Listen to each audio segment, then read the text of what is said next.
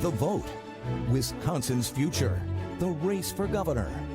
Tonight, the candidates debate, sponsored by today's TMJ4, WUWM, the Milwaukee Journal-Sentinel, and USA Today Network. From the University of Wisconsin-Milwaukee campus, here are your moderators. And good evening and welcome. I'm Charles Benson from today's TMJ4. And I'm Shannon Sims from today's TMJ4. Tonight, the governor's candidates face off for the final debate before the elections, November 6th. I'm Mitch Teich from WUWM, and let's welcome the candidates to the stage. We have the current incumbent governor and Republican, Scott Walker, and his challenger, State Superintendent of Public Instruction, Democrat Tony Evers.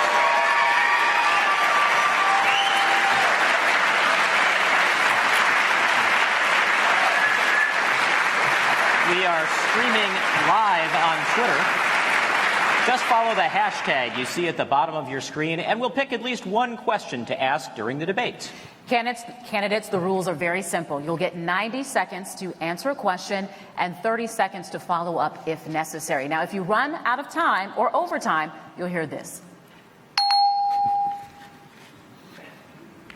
Now, before we start tonight, we really want to take a question from one of our viewers and our listeners, and it stems from the recent arrest of a man in Florida who was accused of mailing pipe bombs to several high-profile Democrats. Political tensions are high as the election day approaches.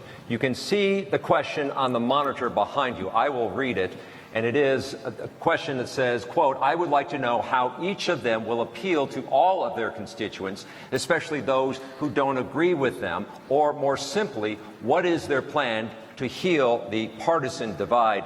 Mr. Evers, you will go first.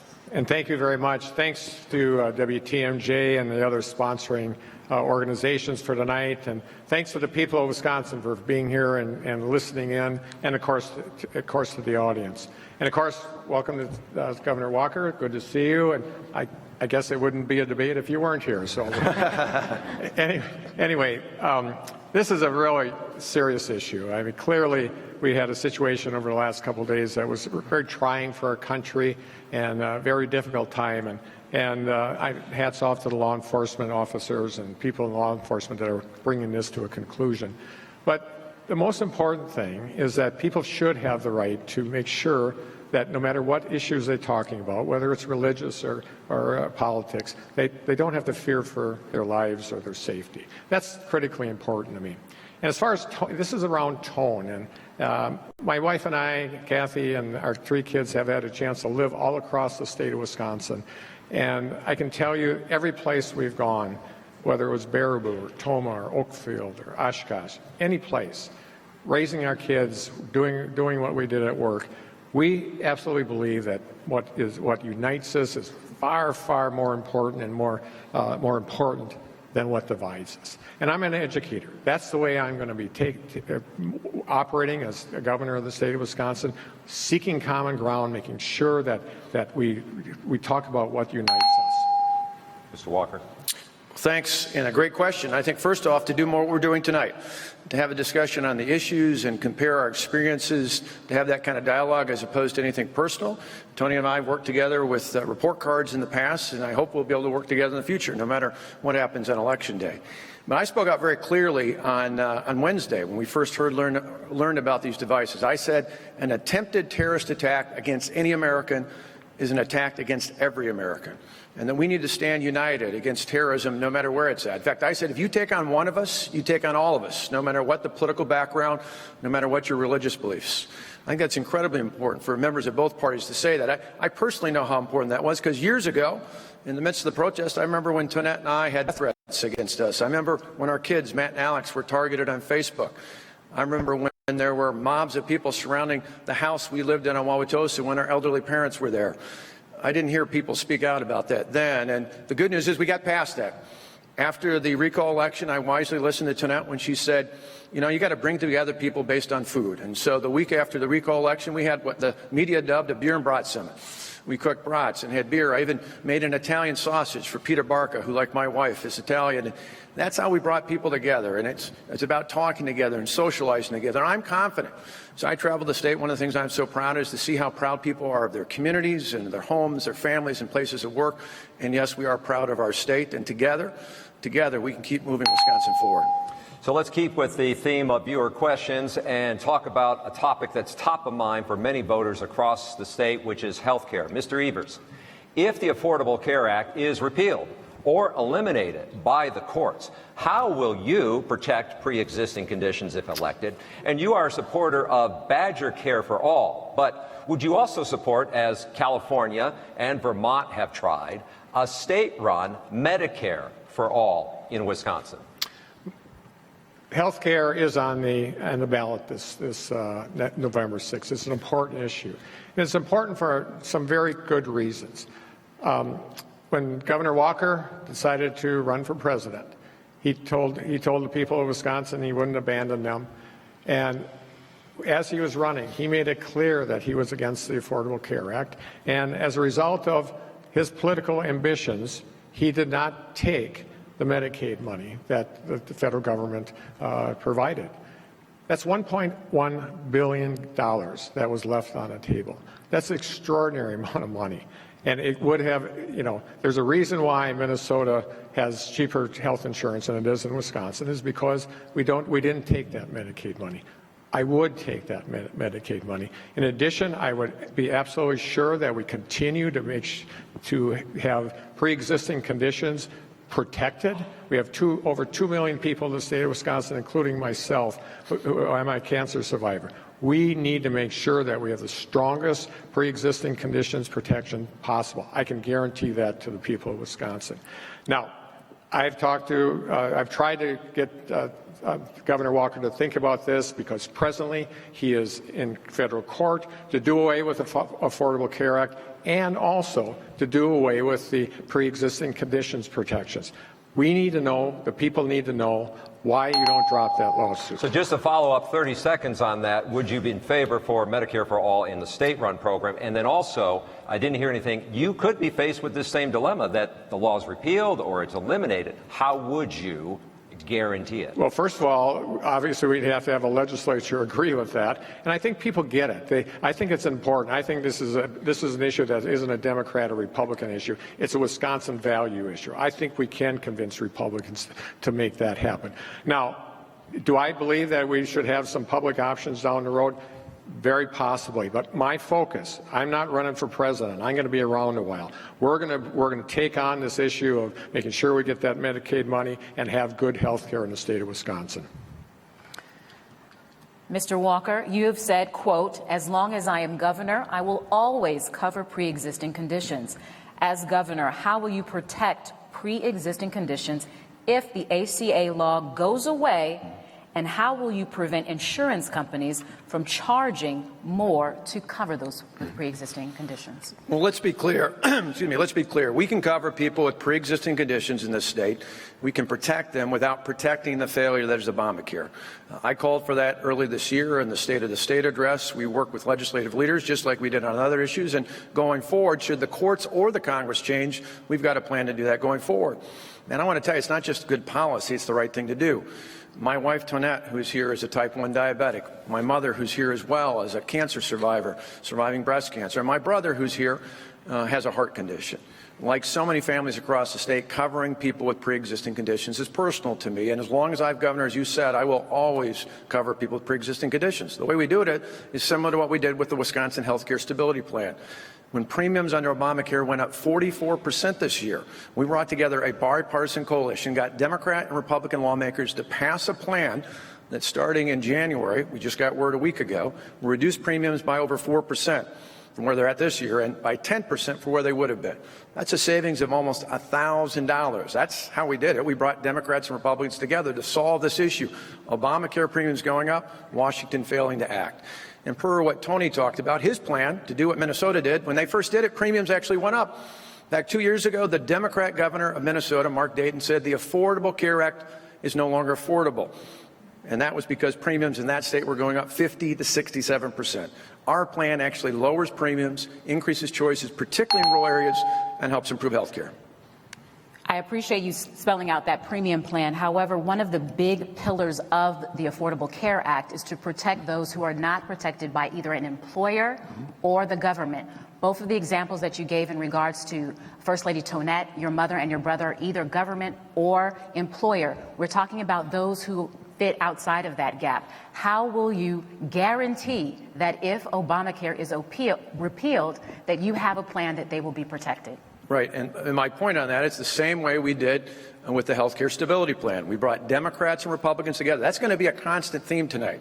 You see, Tony talks a lot about these ideas. We've actually delivered on them. It's the difference between talk and real leadership on health care, on education, on all sorts of other issues. The difference between talking about it and delivering on it, just like we got Democrats and Republicans together to pass the health care stability plan to lower your premiums and increase your choices, we'll do the same should there be a change in the courts or in the Congress when it comes to pre-existing conditions. We will always cover them in this state.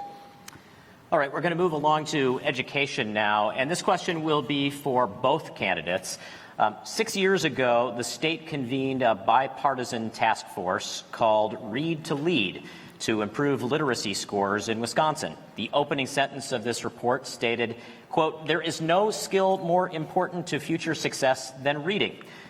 But scores are falling, not just in reading, but in math and science too, and now less than half the state's students are listed as proficient in those three fields. What happened to the bipartisan promise of Read to Lead? And Mr. Walker, we'll start with you. Well, overall for us, attacking not only reading, but education in general is a priority, not just for student success. You know, my kids went to school in public schools down the way here in Wauwatosa. My nieces are in public schools not too far away from here. I want great educational opportunities for every student in the state, whether they go to a traditional public school, a private school, a charter school, a virtual school, or even a home school. Every child deserves access to great education. And so in this last budget, we invested more actual dollars into K-12 education than ever before, an extra $200 for every student in every school in every part of the state of Wisconsin.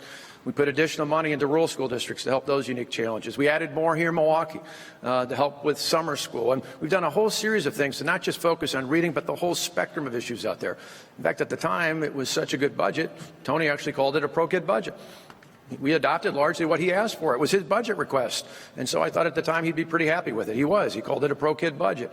But what was interesting, though, is after we introduced it, and the pundits in Madison said, well, there's no way the legislature is going to pass this, well, he kind of faded away. And instead, we went out and visited 50 schools across the state. We worked with the Wisconsin Association of School Boards, and equally as important, we worked with small business owners across the state who are telling us time and time again, we've got jobs, we just need people with the skill sets to fill those.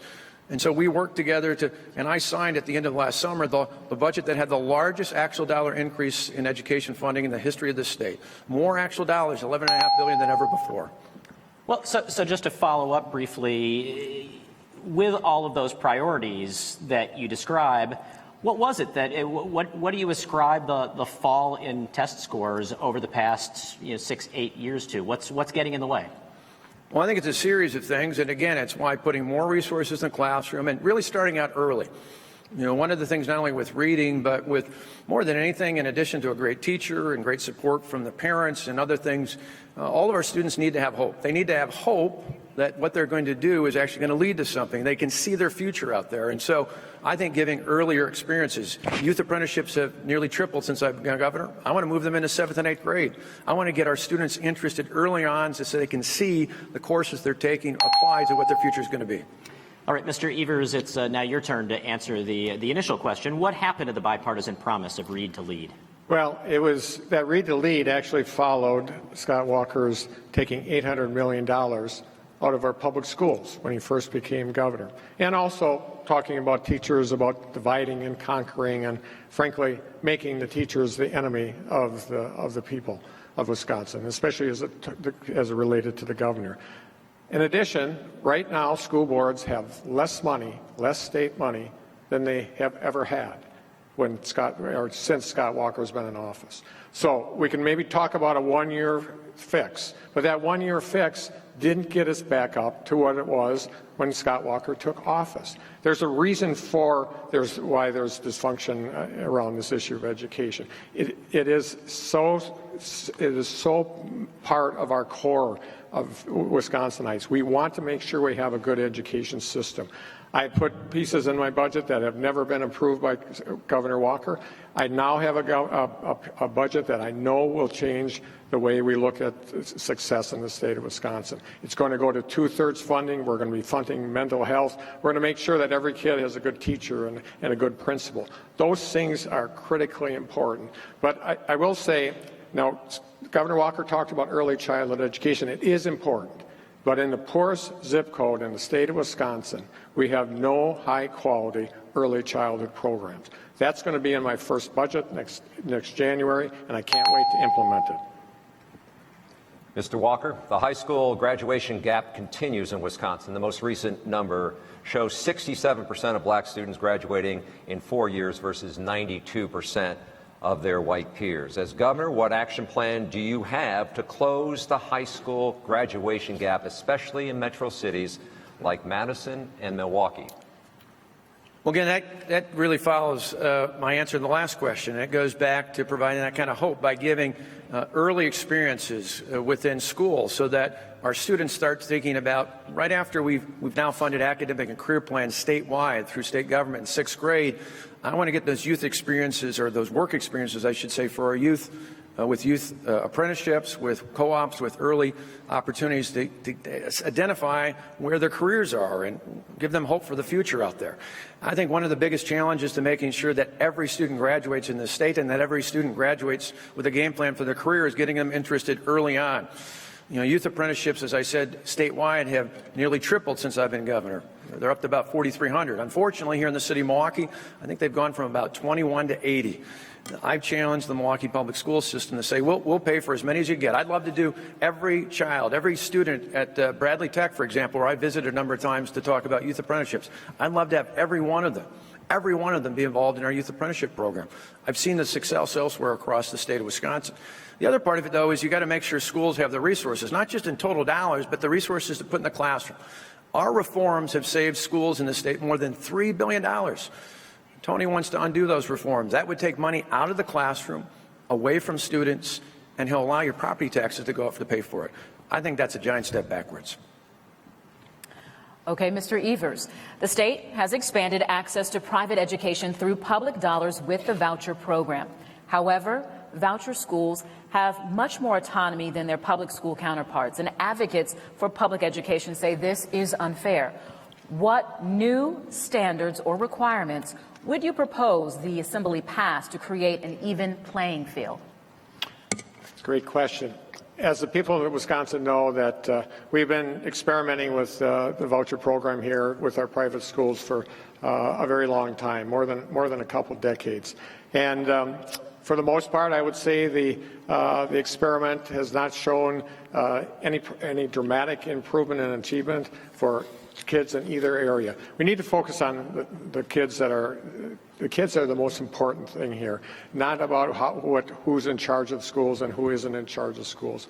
And you know, I worked very hard, actually, with the voucher advocates in the state of Wisconsin to create an accountability system, to create the ability for them to be tested with a state test. So I guess I do have some experience working across the aisle, and people understand that. But going forward, what we need to do is make sure, yes, those report cards and accountability must be in place, but I also believe that transparency cleans the air out of this issue. People in the state of Wisconsin are all paying for publicly funded private schools now.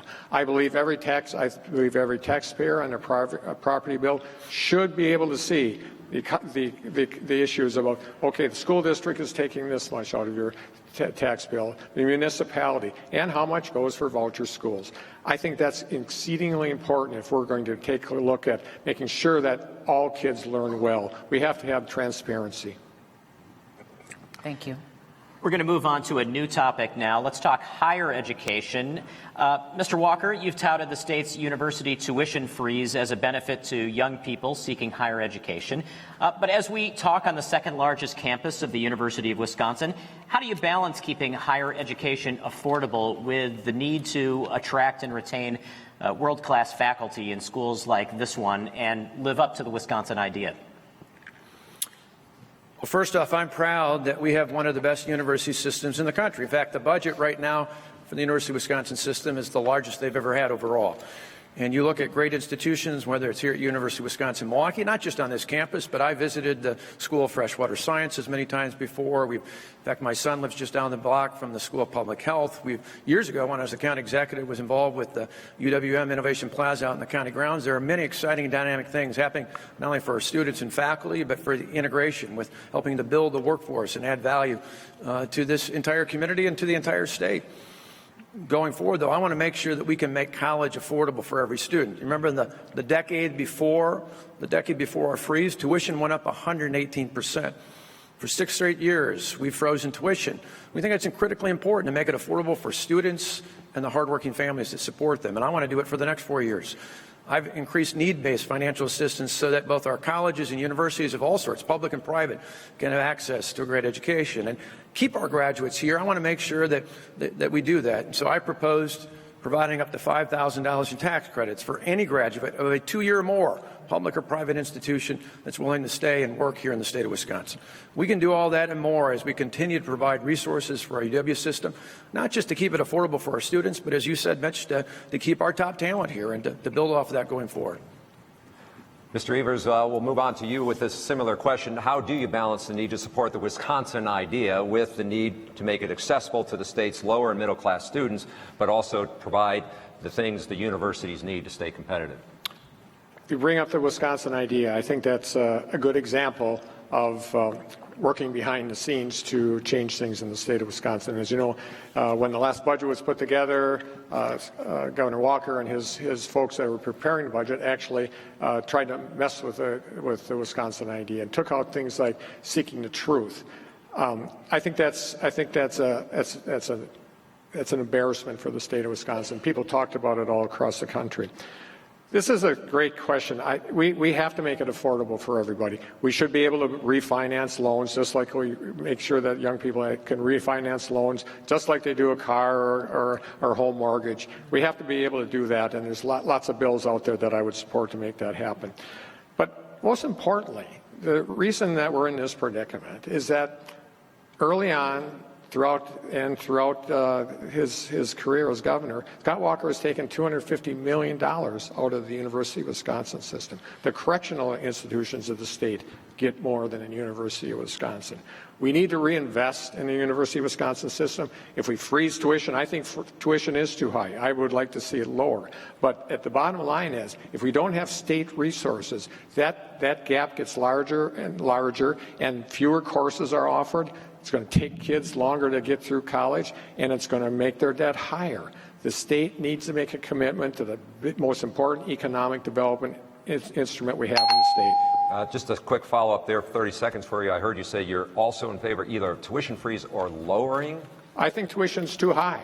If the state made their contributions, I believe we can make tuition even lower than what it is. But the critical thing is, as tuition rose up before it was frozen, this exact same time was when the state participation in funding went down.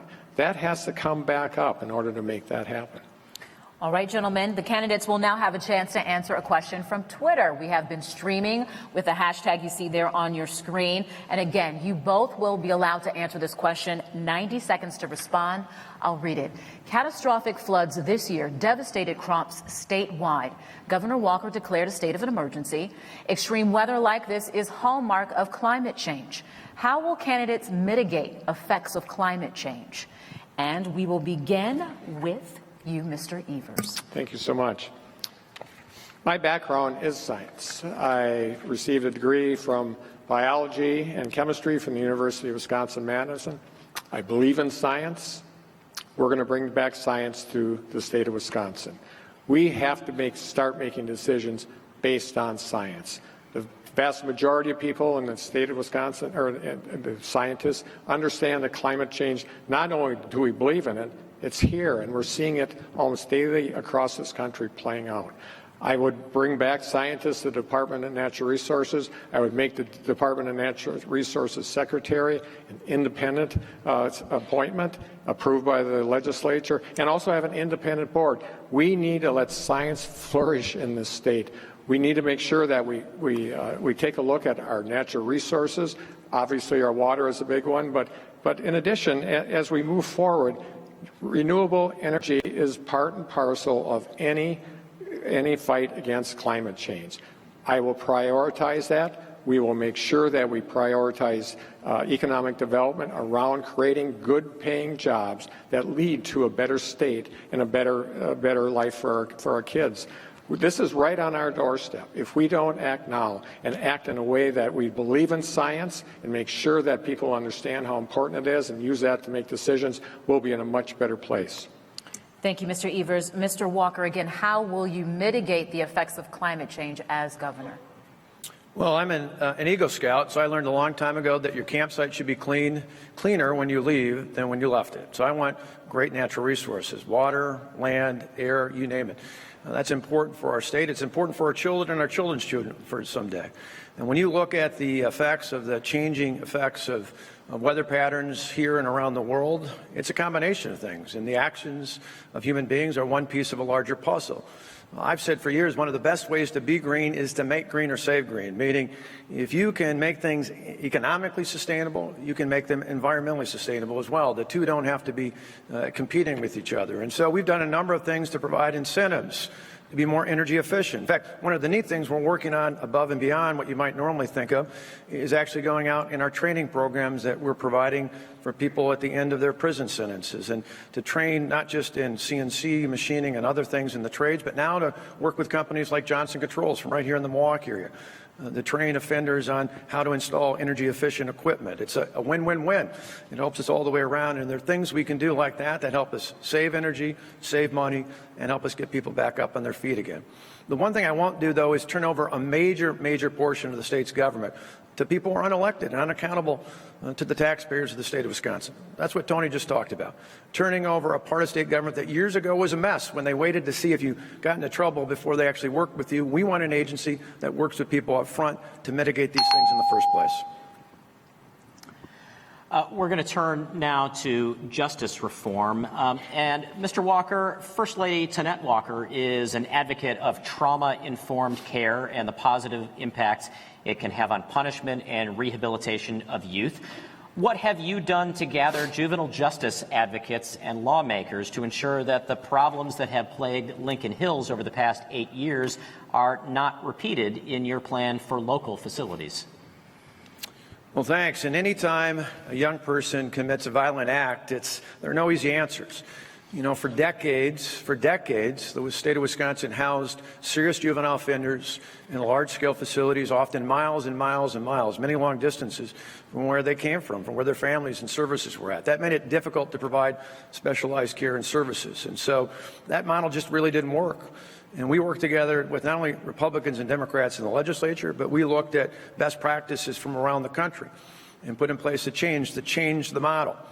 Looking ahead, as you mentioned, in the future, serious juvenile offenders will be living in small regional facilities, many of which will be in this area, but others will be across the state, where there'll be a focus on a number of things, from providing mental health care services to providing substance abuse to looking at the idea of just overall rehabilitation. And not just in these projects, but throughout all of our state agencies, we're now training individuals through trauma-informed care to really get at the source of trauma and understand the impact it has, not just in the people there, but in all the people we work with all throughout state government.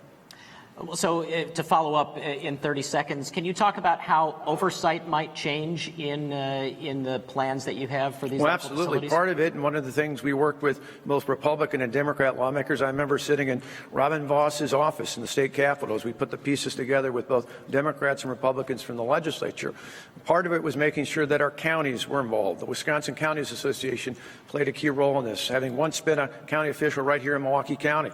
I wanted to make sure they had a seat at the table, not just from the criminal justice standpoint, but also to make sure that for the wraparound services and the other benefits they could provide, those were things that not only they could work on in those facilities, but many more in the future.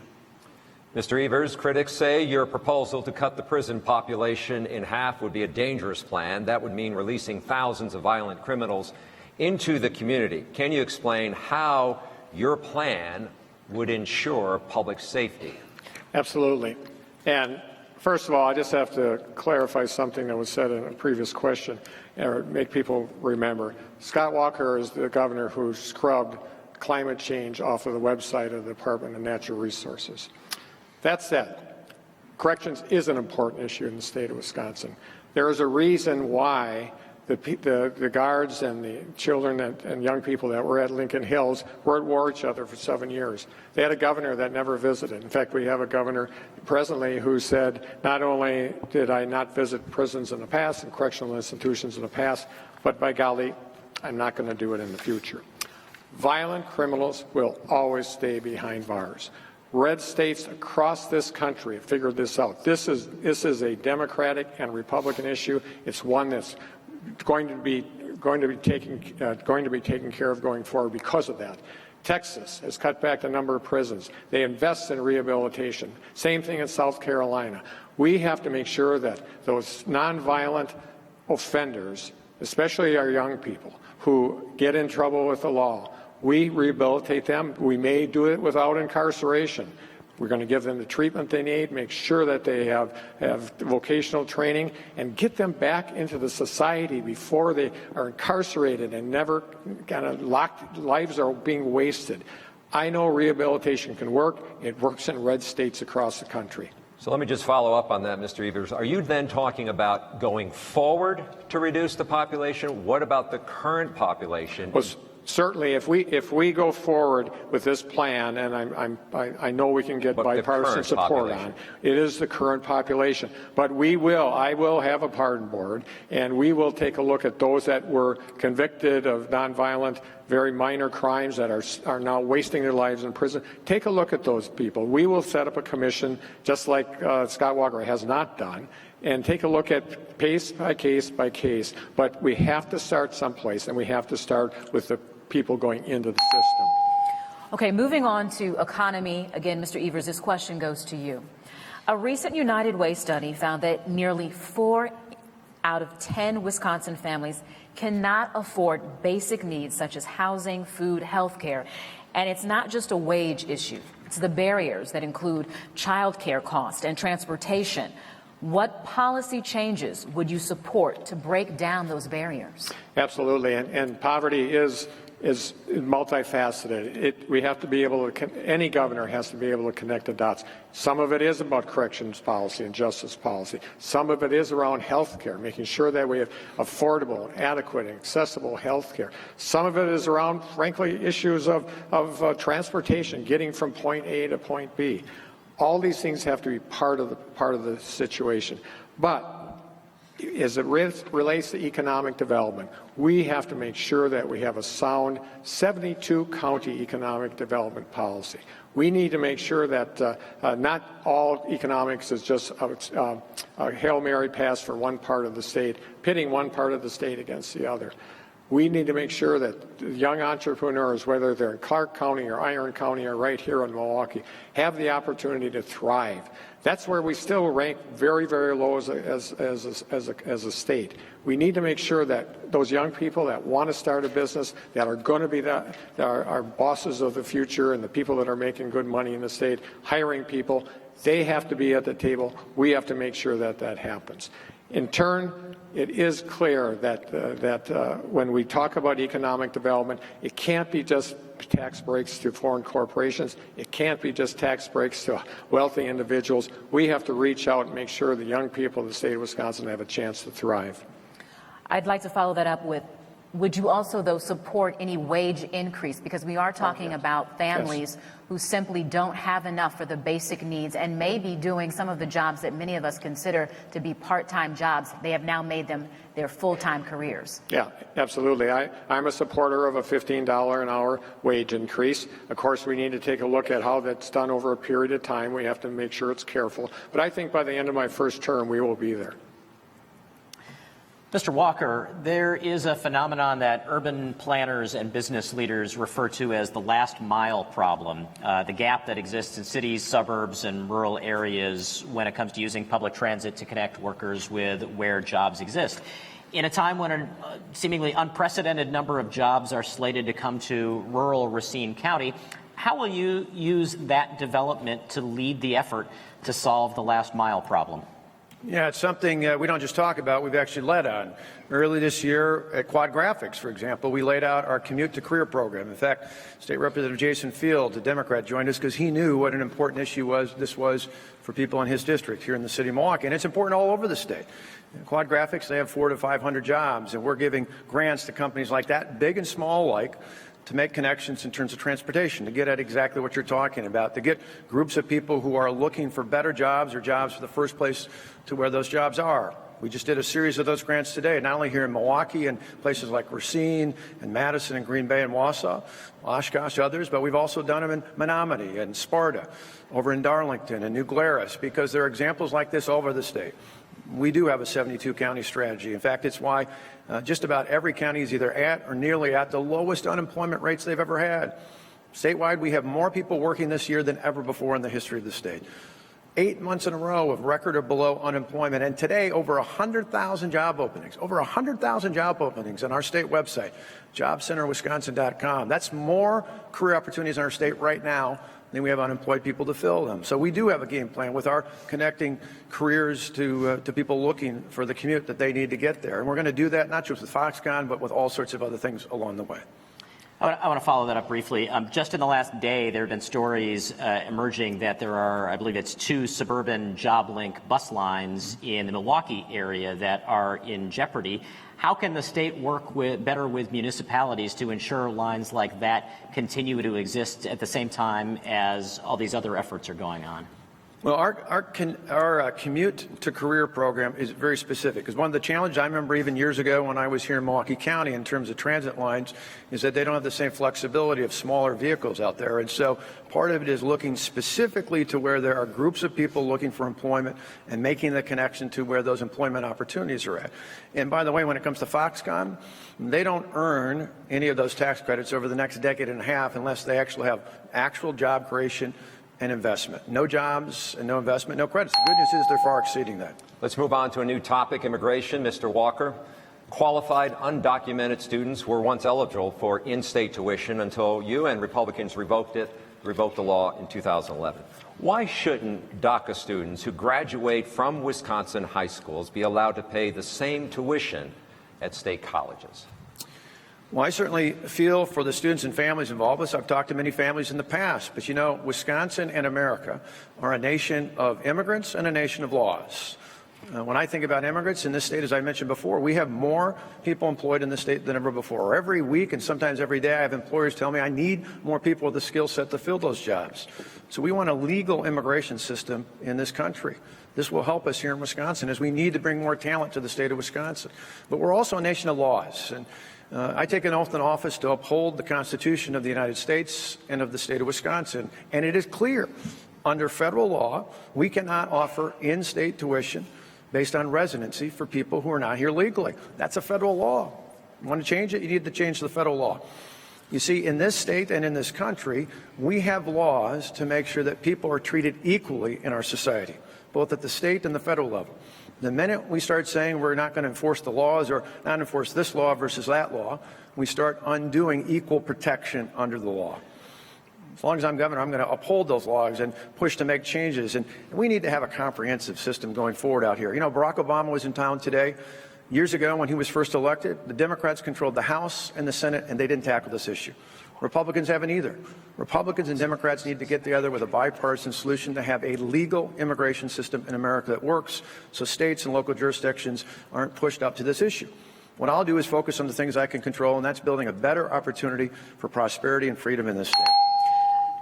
Mr. Walker, I'd like to follow up just quickly. You mentioned that special treatment for illegals. However, DACA recipients are documented individuals who have gone through a certain amount of requirements. And again, they are here not illegally. They have a status, and they want to be able to continue their education in the state of Wisconsin. Why shouldn't they?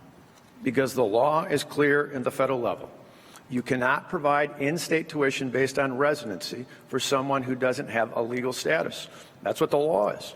Our attorneys have looked at, others have looked at that. Other states, Tony will talk about other states doing it, they're doing in direct violation or in ways that counter based on residency out there. The bottom line is this is a federal issue, and I'm going to stay focused on issues that provide more opportunities and more freedom for people here to make sure that everyone can prosper through more jobs and higher wages.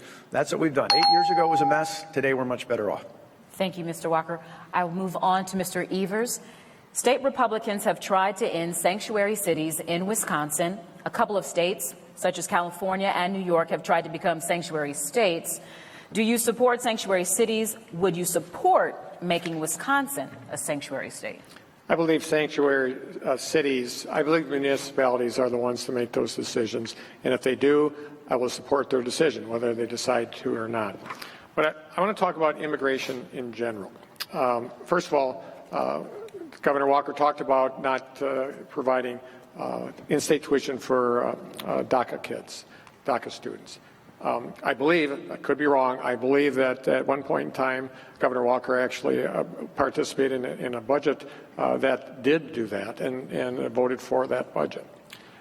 In addition, I've said recently that I think it's very important that the state of Wisconsin provide a driver's permit for undocumented immigrants also. You think about how important undocumented immigrants are to the state of Wisconsin. They work on our farms, they work in our factories, they work in our offices. They are a vital, vital part of our economy, and it's the right thing to do. Now, I will tell you that we have 12 states, and actually 12 states, including Utah, agree with me on that issue, as well as the Wisconsin Farm Bureau. I believe I'm on the right side of both of these issues. Now, over his career, we have seen Governor Walker act as a typical politician here, kind of moving around and making sure that it's different. But if I was a teacher giving the multiple choice test on this, he would take D, all of the above. If elected governor, if I could just have a follow-up for 30 seconds, you may have to address the issue of sanctuary cities. Some states, like California, have gone to sanctuary states. Right. Would you support Wisconsin becoming a sanctuary state? That's not a priority of me. My priority is to return, frankly, as much local control that has been taken away from our municipalities to our municipalities. All right, we're going to talk about transportation now. And Mr. Evers, you have said, I believe, everything is on the table when it comes to transportation funding, including a gas tax. Studies show every penny increase in a gas tax would equal $33.5 million in additional revenue. You've also said a dollar increase is ridiculous. So let me ask you, what amount is not ridiculous? Well, I can just reiterate that. I never said that $1 a gallon increase would be a reasonable solution. It is a ridiculous one. It's diverting attention from a very important issue here. We are 44th in the state of Wisconsin, or in the nation as the state of Wisconsin, in our transportation and condition of our roads and our bridges and our infrastructure in general. That's not where we want to be as a state. We have northern Wisconsin, they're taking the asphalt off the roads and going back to gravel roads. I don't think that's a legacy we want to leave for our kids. So what my goal is as governor is to do this, is to bring people together. Republicans and Democrats get this issue. Scott Walker's line in the sand is what stopped us. We have a 20% of every transportation budget is debt service. People are making money in New York City on Wall Street on our debt. We have to make sure, bring people together, get a solution on the table, and implement that solution. We can no longer have Scott holes all across the state of Wisconsin. We can no longer have bad roads and bridges. I was talking to an engineer the other day that talked about, and she was involved in making, building and engineering bridges. Her concern wasn't about money and making sure they make more money. Her concern was the safety of the people of Wisconsin. We will get a solution to this. I'm confident of that. Just to follow up briefly, I mean, not to trivialize it or attach too much emphasis to specific numbers, but you know, I suspect there are Wisconsinites out there. I mean, I filled up my car today, and I think I paid $2.64 a gallon. And there are people who are out there filling up their cars that wonder how much difference there's going to be if Tony Evers is governor. Well, first of all, my gut level is that I wouldn't want to increase the gas tax at all. But in any negotiations, when you're bringing people together, you can't say, let's all come together and we're going to find a solution to this. And oh, by the way, my solution is X, my way or the highway. That is not the way we're going to solve this problem. I'm an educator. We always focus on bringing people together for the best solution possible. There are Republicans and Democrats that are waiting to make this happen. Mr. Walker, let's continue on this conversation. The state debt service payment has increased in the transportation fund under your watch. Taxpayers are now paying more to pay off debt. Why should the state continue to borrow more money instead of paying for its road construction needs now? Well, it's a great question. And early on, we had to pay off the more than $1 billion that Jim Doyle raided from the transportation fund. We invested $24 billion during our time in office versus $21 billion, but part of it was to backfill what Doyle took out of the fund to spend on other things along the way. In fact, our last budget had the lowest level of debt spending on transportation since the budget in 2001. So we're heading in the right direction. But let me be clear, there is a clear difference between the two of us on this. I listened to local officials like I once was at the county level, and we gave them the largest increase in road aids in 20 years. Just recently in La Crosse and last week in Stevens Point, I made a commitment to bring them up to the highest level in the history of the program. I'm going to pay for that by not doing massive new interchanges here in the Milwaukee area. You see, we've spent more than a decade, starting with Governor Doyle, and we just finished the core of the zoo interchange, and it's a time to spend that money, the more than $1 billion, around the rest of the state, to spread that money out to all 72 counties. Now, I think you should be troubled anytime from Madison tells you they're not going to tell you how much they're going to raise your taxes until after the election. Let me tell you, ladies and gentlemen, you should hold on to your purses and to your wallets because it's going to cost you a lot. Tony has said everything's on the table. I said, well, $1 a gallon, everything's on the table. Well, now he says that's a lie, that's ridiculous, but he's not going to tell you what it is. Well, Governor Jay Inslee, who's going to be campaigning with him tomorrow, a few weeks after he was elected years ago, put a $5.5 billion tax increase on the table. He's in a state where he's pushing a 20-cent a gallon gas tax increase on the almost 50 cents a gallon they have, second in the nation.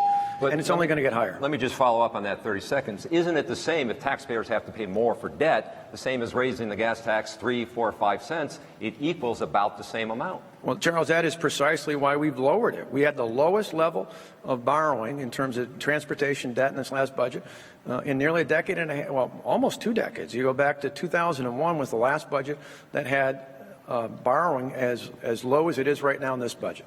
But the answer is not. In fact, if you look out there, overwhelmingly people say it's not a gas tax increase, it's not a vehicle registration fee increase. It's spending that money wisely, and that's why we're going to focus on local governments maintaining the roads and the bridges, and the special interest groups spending that money are the ones benefiting off of this. Thank you. We're going to go to Twitter once again for a question. This time, however, you'll only have 60 seconds to answer the question. You can read it on the screen behind you as well. It states, do you support the Unfair Sales Act, aka minimum markup law requiring 9.18% markups on gas, along with a 9% markup on alcohol, tobacco, and which is also prohibits most below cost sales? And I think we're starting with you, Mr. Walker. Well, going forward, I want to make sure when we focus on this, it's not just on laws like that, but making sure we promote a healthy economy and reasonable use of transportation. As I was just saying a few minutes ago, I talked about, the groups who are running ads attacking us about the maintenance of our roads are the groups that benefit, the special interest groups that benefit overwhelmingly from massive new interchanges here in the Milwaukee area and others like them. We want to send those dollars out out to local governments all across the state so that every county and every municipality across the state of Wisconsin can maintain the roads just like we're going to maintain our state highways.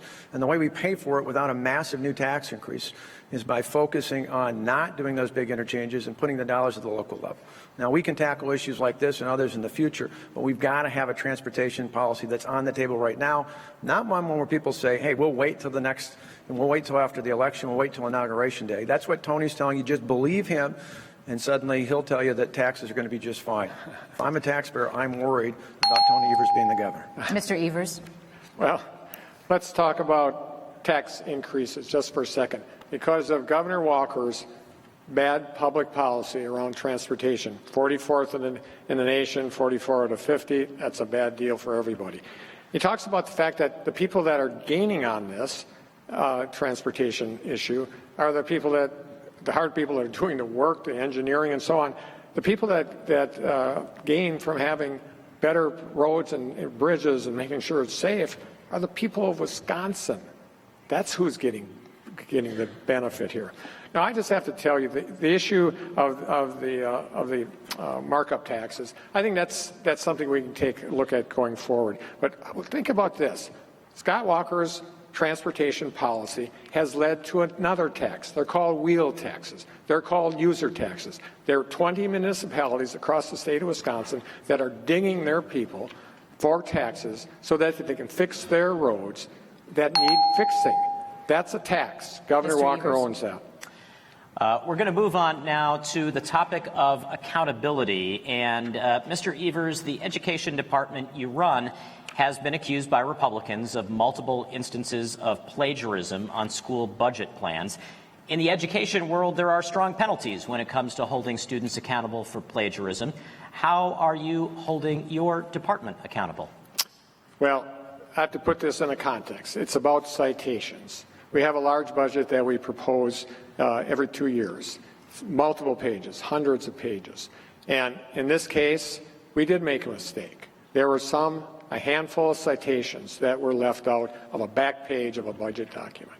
Now, is that an issue? Absolutely. We addressed it with the people that it was a mistake. We addressed the people that made that omission. We're providing training with them so that we can move forward in this arena without mistakes again. But again, this is an issue about a budget, a $1.5 million budget. That's why we're talking about whether a citation is there or not, because Governor Walker doesn't want to talk about the fact that he took $800 million out of the public school budget. Again, it's a diversion. He doesn't want to talk about the fact that he has 4 former advisors, top advisors to his staff, that have said, geez, I don't think he's fit to be governor. He's somebody that has put his own political interests against the people of Wisconsin. These are diversionary tactics, so we don't have to talk about the issues that trouble him. Mr. Walker, as you know, you have been accused by Democrats of using the state plane to fly around Wisconsin for events with taxpayers picking up the cost of nearly $680,000 in just the last 2 years. Again, voters expect accountability.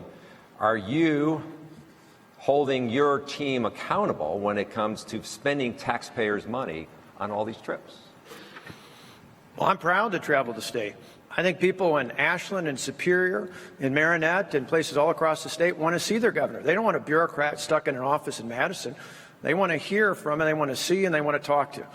When the question was asked earlier about the flooding, I think about all the different disasters we had. Just in this past year, in April, I was up in the Northeast after the big blizzard, looking with farmers who had their farming parlors, milking parlors crashed in. And earlier in the summer, I was up in the Lake Superior Basin, as we had been a couple years ago when they had massive flooding. And obviously in August and September, we were all over the state when we had floods and 19 different tornadoes. I think it's incredibly important. I love to see, not just in instances like that, I've been to school districts as part of our push to approve that budget that had the most actual dollars in state history. I went to places in the far Northeast and the Southwest that told me they'd never even seen a governor before. I'm proud to travel the state. And I'm going to tell you, if you give me the opportunity to serve as your governor for the next 4 years, I'm going to travel the state over and over again because I want to see you. I'm proud of the state, and I'm proud to see how people are proud of their schools and of their communities, proud of their hospitals and clinics, proud of their homes and their families, proud of their communities, and proud of this state. I'm proud to be your governor, and as long as I'm governor, I'm going to continue to work together. You pick up good things. You know, the HOPE agenda that John Nygren and others put together, we heard about that from traveling around the state. Putting more money in the mental health services in our schools, we heard that from traveling around the state. Putting more money in the broadband, that came from traveling around the state. And making sure we addressed our health care stability plan because Obamacare premiums are going up, that happened because we traveled the state. We have to end it there, Mr. Walker. Each candidate will now get 90 seconds for closing statements. And before we started this debate, we had both candidates draw numbers to determine who would go first. Mr. Walker, you will go first. Well, thank you. And we've come together a long way here in the state of Wisconsin. You know, there are more people working in the state this year than ever before. That means more opportunities for our graduates to stay and work here.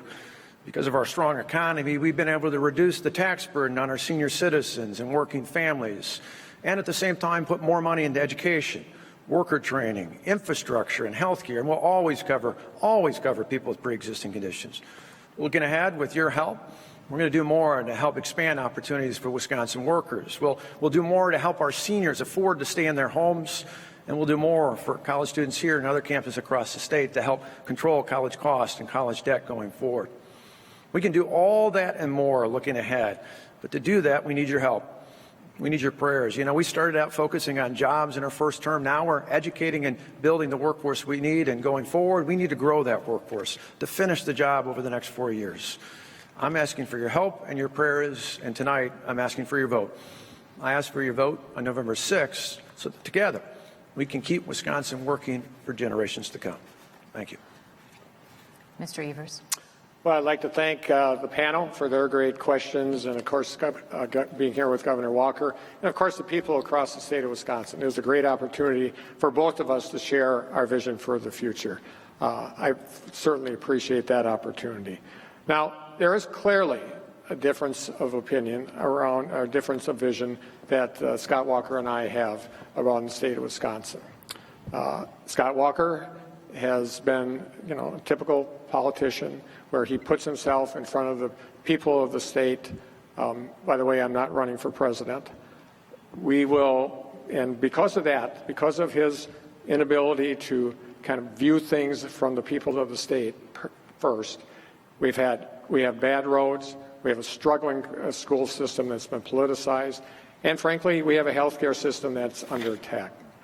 Now, the things that are important to me and important to my family are what's important to the state of Wisconsin also. As I said before, I live all across the state of Wisconsin. It's been a pleasure for us. We've been blessed to have that happen. And we know what unites us is far greater than what divides us. And that is part of my DNA. I'm an educator. We always focus on what's possible, making sure we find common ground, make sure we find solutions to problems. I'm a pragmatic guy. That is what I'm going to be focusing on this next November. Please take a look at my website, tonyevers.com/plan, and thank you so much for being here tonight. It's been a pleasure. Mr. Evers, Mr. Walker, thank you very much for being here. The election is 11 days away. What is on the monitor there says the vote, Wisconsin's future, and so we felt very important to have you both here to talk about your ideas and what you think Wisconsin voters need to know before they go to the polls, even though voting has already begun. I also want to thank the UW-Milwaukee folks for hosting us tonight, and I actually would like to see if we can get a big round of applause because this has been our hard work. A lot of hard work.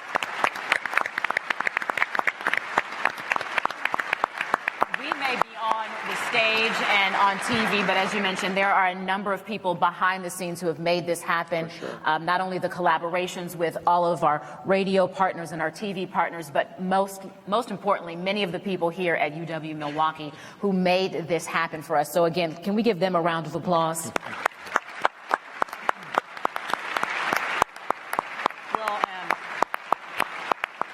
We want to thank everybody who tweeted in questions and who texted in questions ahead of time as well. It's been an engaging debate. It really has. The voters are ready. Yes. Well, you can find complete information of all the candidates running, and please vote November 6th. Again, you can find all the information for the candidates on our website at TMJ4.com as well as WUWM.com. All right. Remember, the general election is November 6th. Don't forget to get out and vote, and have yourselves a great night. Thank you.